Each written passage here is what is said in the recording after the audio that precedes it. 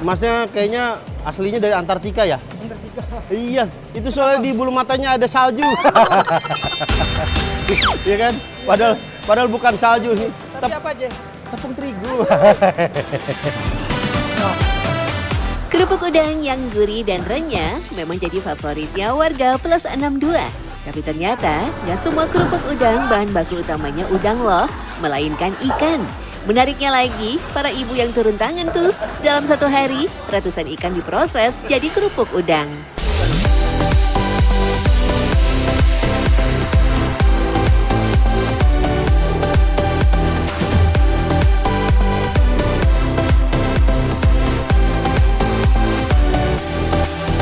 Sebagian besar warga di Desa Kenanga, Kecamatan Sindang, Kabupaten Indramayu, Jawa Barat, berprofesi sebagai pembuat kerupuk. Itulah kenapa kawasan ini disebut juga Kampung Kerupuk. Lihat aja, emak-emak satset dan terampil. Nah, kerupuk udanglah yang paling tersohor. Terbuatnya dari apa, Bu? Udang sama ikan. Udang sama ikan. Banyakan ikan apa udangnya? Ikan. Lah, kalau begitu kerupuk ikan dong, bukan kerupuk udang. Iya, tapi orang manggilnya udang. Oh gitu? Nah, unik nih. Kalau di Indramayu, kerupuk namanya kerupuk udang, tapi terbuatnya dari ikan. Bener ya, Bu ya? Nah, uniknya di mana? Mau tahu gimana caranya buatnya? Penasaran kenapa namanya kerupuk udang? Nah, bentar ya, kita mau langsung ke pabrik pembuatan kerupuk udang. Boleh, Bu ya? Nah, ini nih kerupuknya.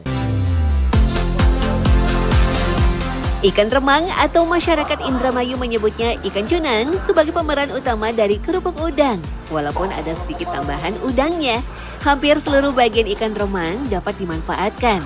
Daging dan kulit ikan dibuat kerupuk, gelembung ikan diekspor ke luar negeri dengan harga fantastis. Sedangkan tulang dan isi perut ikan diracik untuk pakan ikan maupun hewan ternak.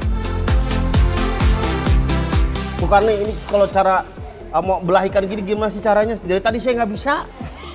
Gimana tuh? Gimana caranya? Ajarin saya. Tadi itu begitu. Terus Terus kalau udah lancar enak ditarik. oh, jadi tangan kiri itu narik, Iya, tangan kiri narik, tangan kanan ngedorong pisau. ngedorong pisau. Pisaunya didorong. Kalau nggak didorong ya nggak bisa. Sekilas sih terlihat gampang ya, padahal memotong dan membelah si ikan adalah bagian tersulit. Pisau yang digunakan harus tajam. Apalagi bagi yang belum terbiasa yang tidak tahu tekniknya, ikan bakal susah dibelah karena tertahan durinya. Kalau soal skill, ibu-ibu di Desa Kenanga jago maksimal karena sudah puluhan tahun bergelut dengan ikan remang. Pastinya tahu betul struktur tulang dari si ikan.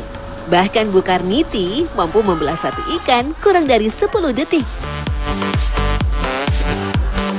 Nah, memang kalau misalkan ikan remang ini apa namanya durinya itu nggak sejajar gitu ya. Jadi ada yang miring ke atas, ada yang di bawah gitu. Jadi kalau kita motong belah begini, kita harus apa namanya nyesuaiin sama durinya si ikan remang ini ya. Tapi lihat, lihat ini hasil saya tadi ya, tuh, ya kan, tuh bergelombang, kayak jalan lagi belum diperbaiki ya. Nah ini, nah kalau ini Bu nih jalan provinsi kayaknya udah lurus ya. Tuh lihat perbedaannya, dia rapih dan dagingnya banyak ke bawah. Nah kalau saya lebih banyak kulitnya kayaknya. Setiap orang punya tugasnya masing-masing. Ada yang membelah, memotong, dan memfilet ikan agar terpisah dengan kulitnya. Masyarakat Indramayu menyebutnya proses penyaserapan. Jadi ini dipotong di sini, terus ditarik gitu. Tarik. Oh, tapi kok susah nih Bu? Nah ini kayak gini ya Bu. Aduh, ini kok berat ya? Ya enggak berat.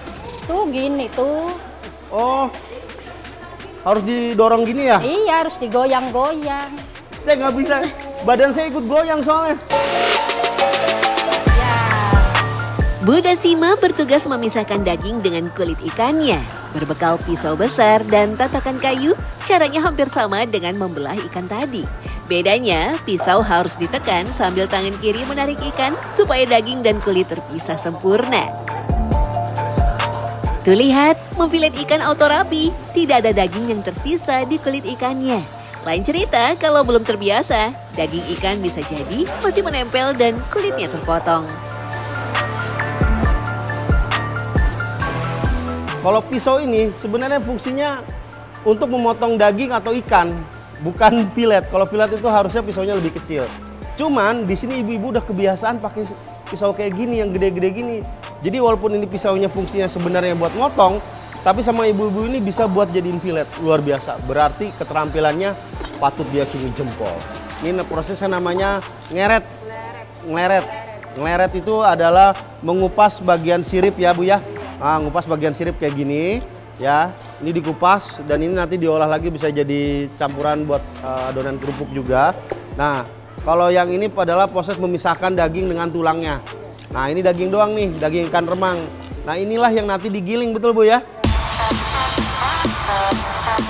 Ikan remang atau cunang yang sudah difilet kemudian digiling dan dicampur adonan tepung tapioka. Supaya merata, tepung masuk bertahap. Biasanya 30 kg ikan plus 50 kg tepung tapioka selama 5 menit. Adonan ikan lanjut digulung manual, perlu teknik khusus lagi nih, yaitu kekuatan dan kecepatan tangan. Kalau kurang terampil, adonan kerupuk akan lengket dan sulit diuleni. Kayak buatan Alvin Pep tuh.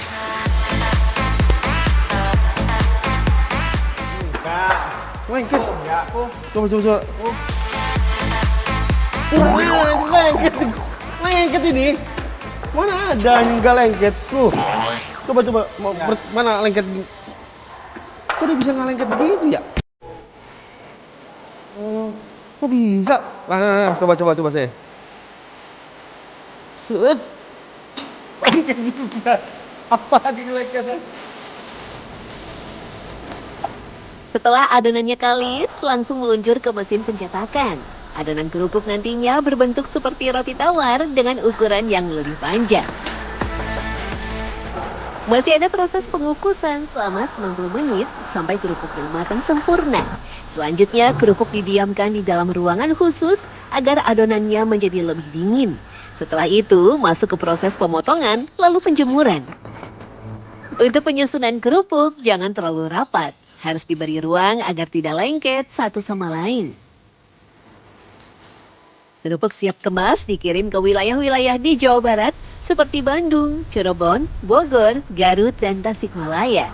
Tak hanya itu saja, sentra industri di Kampung Dukuh Indramayu mampu memasok ribuan ton kerupuk setiap bulannya yang dikirim ke seluruh wilayah Pulau Jawa, bahkan keluar Pulau Jawa. Tentunya skala produksi kerupuk tidak langsung sebesar sekarang. Mereka merintis dari usaha kecil. Sejak tahun 1980-an, Desa Kenanga, Kecamatan Sindang, Kabupaten Indramayu terkenal sebagai sentra penghasil kerupuk. Di desa ini banyak kerupuk yang dihasilkan. Selain kerupuk udang, ada juga kerupuk jengkol, kerupuk bawang, kerupuk kulit ikan.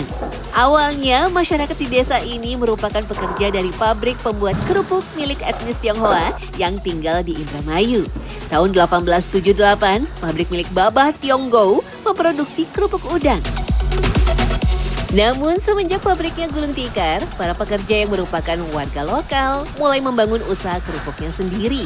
Dulunya memang kerupuk udang terbuat dari udang, namun ketika itu harga udang mahal.